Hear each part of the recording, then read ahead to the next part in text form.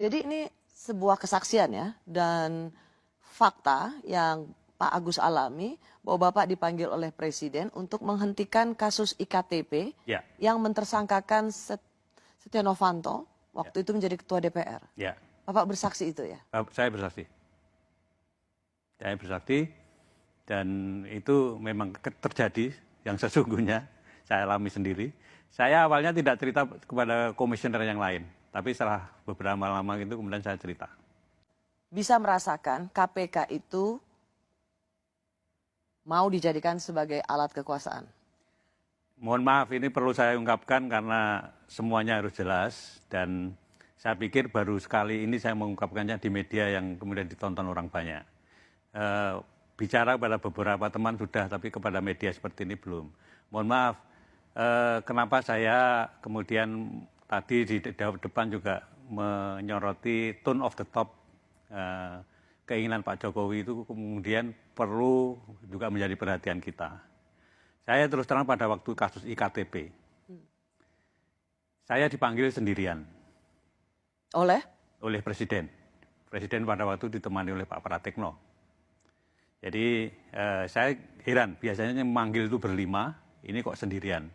Dan dipanggilnya juga bukan lewat ruang wartawan, tapi lewat masjid kecil itu. Jadi dijemput dari sana. Nah itu di sana, begitu saya masuk, Presiden sudah marah. Presiden sudah marah, menginginkan, karena baru saya masuk itu, beliau sudah teriak, hentikan. Kan saya heran, hentikan, yang dihentikan apanya gitu kan. Setelah saya duduk, ternyata saya baru tahu kalau yang suruh hentikan itu adalah kasusnya Pak Setnov. Apa yang Bapak jawab ke Pak Presiden ketika Presiden mengatakan hentikan soal IKTP ini? Saya bicara apa adanya aja, bahwa sprindik sudah saya katakan 3 minggu yang lalu, di KPK itu nggak ada SP3. Nggak mungkin saya memberhentikan itu. Yang Anda tangkap Pak Agus, yang ingin dihentikan Presiden itu adalah jangan sampai mentersangkakan Setia Novanto yang waktu itu menjadi Ketua DPR. Karena Presiden waktu itu juga nanya kepada Pak Menseknek, Pak Sarasik, sprindik itu apa toh gitu. jadi itu kejadian pada waktu itu. Dan akhir dari pertemuan itu apa, Pak? Yang nggak ada apa-apa. Saya diperintahkan nggak mau ya sudah, saya pulang begitu aja. Dan Bapak kemudian melihat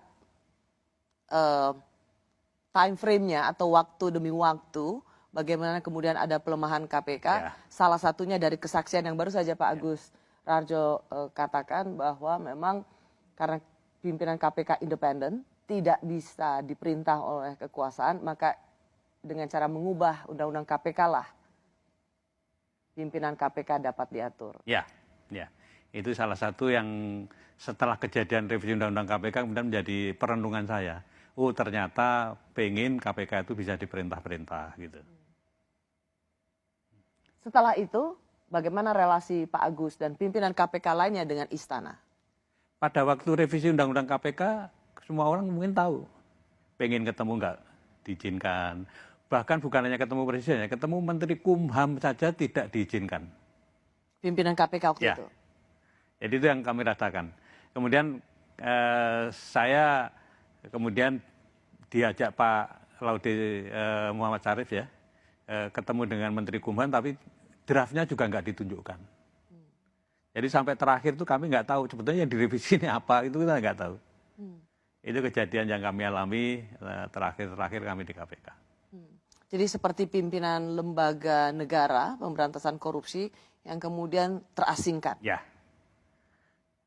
Bayangkan revisi undang-undang KPK selesai dalam waktu berapa? 12 hari dan pimpinan KPK sama sekali nggak tahu apa yang direvisi sampai terakhir.